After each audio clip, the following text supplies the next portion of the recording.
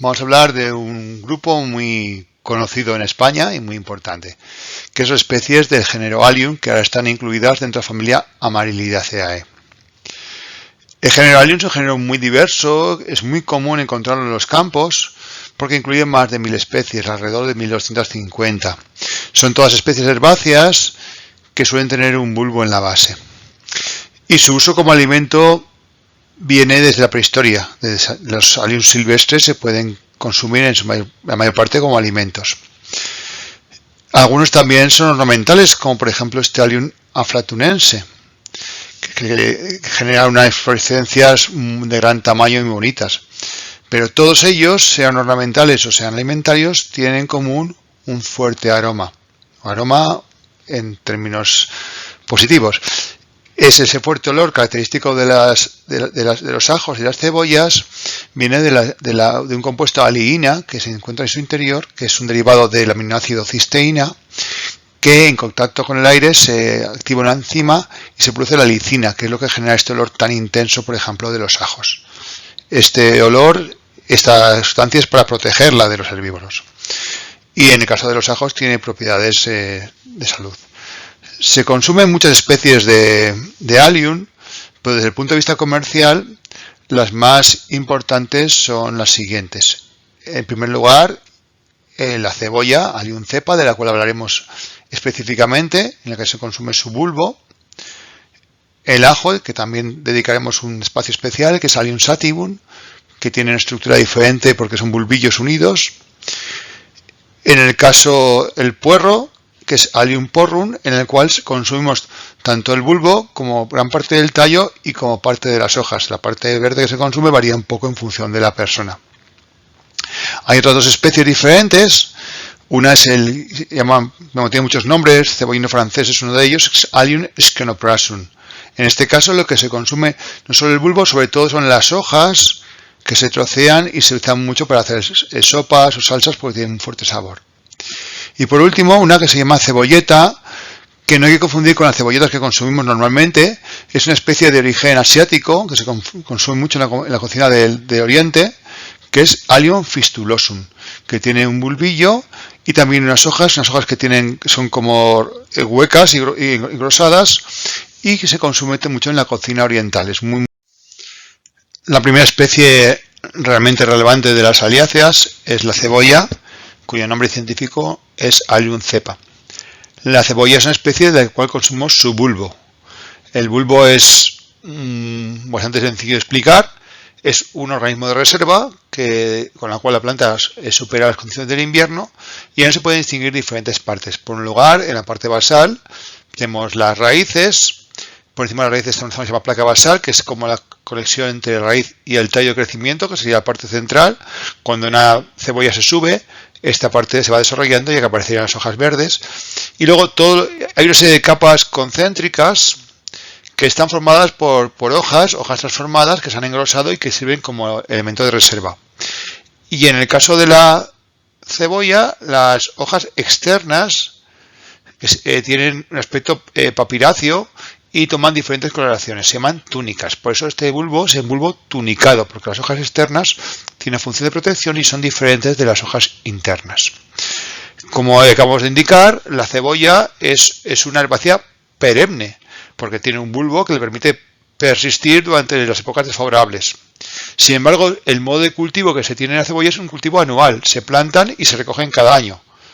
Pero la planta podría vivir muchos años, pero claro, si eliminas el bulbo, la matarías. El origen de la cebolla es relativamente conocido. Probablemente se ha consumido esta especie, como otros del género Allium, de modo silvestre desde el origen de la humanidad, pero los primeros indicios de la aparición de la cebolla datan de hace más de 5.000 años en una zona en Asia Central, probablemente en algún lugar entre Irán y Pakistán. Es una planta que difundió tanto hacia el este como hacia el oeste, y de hecho en Egipto hay indicios que hace 5.000 años se consumía. De hecho, para ellos era muy importante en su cosmogonía, y es muy frecuente ver cebollas en los dibujos egipcios, como es este caso. Como en todos los cultivos, podemos encontrar diferentes tipos de cebolla. En el caso de las cebollas, la distinción más relevante se hace en relación al color de su túnica. Y así tenemos cebollas de color blanco, con túnicas blancas, que suelen ser más dulces, cebollas de color rojo con túnica roja, y cebollas que llaman amarillas, que tienen una túnica de un color marronáceo. A su vez hay otra subespecie que ahora se considera diferente, que es la chalota. La chalota es una cebolla que es poco común en la comida española, pero es muy común en la comida francesa, de sabor más suave, que está formado por numerosos bulbos que se comunican entre sí. Se puede encontrar en los supermercados. Mención aparte merecen lo que llamamos cebolletas, y ahí tenemos dos aspectos diferentes. Las cebolletas son cebollas que se recogen inmaduras, todavía muy tiernas, con tamaño menor del final, que tienen un sabor más suave y se pueden utilizar para ensalada, como en el caso de las cebolletas de aquí, o para encurtir. En el caso de cebolletas encurtidas, lo que se hace es que se plantan a mayor densidad para así que los bulbos sean más pequeños. A nivel mundial, la producción fundamental de cebolla recae en China, que tiene un tercio, muy seguida muy cerca de la India, lo cual también es normal porque es un alimento básico y donde más se produce es en lugares en que más gente consume. España es un productor modesto, pero a nivel europeo es un exportador bastante importante de cebolla, y aquí cabe destacar sobre todo Castilla-La Mancha como la región más importante de este cultivo. Y para finalizar las amarilidáceas y en género Allium, vamos a hablar del ajo, una de las especies más importantes en la cocina española. El ajo, como todas las especies con bulbos, es de naturaleza perenne, aunque su cultivo sea anual. Pero la estructura del ajo es bastante diferente de otros bulbos. Aquí, en vez de ser un bulbo único, donde las diferentes túnicas, las diferentes hojas se van poniendo una encima de otra, como en el caso de la cebolla, aquí los bulbos, los que llaman bulbillos, lo que conocemos como dientes de ajo, están individualizados. Cada uno de ellos tiene una túnica, una hoja de reserva y una túnica exterior que es de protección. Y en el interior de cada uno de ellos tenemos todas las estructuras que aparecen en la cebolla. Las raicillas, el platillo o la placa basal y la yema de crecimiento que va a dar lugar al tallo. Y además de ello tenemos otras túnicas de protección que engloban toda la estructura, y en la parte central un eje, que es el eje del bulbo, que sería lo que va a dar lugar al tallo posteriormente. El consumo de ajo es también, como todas estas Allium, muy probablemente tienen sus orígenes en el Paleolítico, como una parte de la dieta básica del ser humano, y se sabe que es de Asia. Aquí no tenemos tan claros en qué parte de Asia se domesticó, pero es un cultivo antiguo, probablemente de hace más de 7.000 años. Si tenemos un poco el contexto, 12.000 son los cereales más antiguos, pues es una cosa intermedia. En la producción de ajo, aunque el ajo es un producto para nosotros típicamente español, China produce 3/4 partes del ajo. Los chinos consumen muchísimo ajo, mucho más de lo que corresponde por población. La comida china incluye mucho ajo, en sentido como la española también.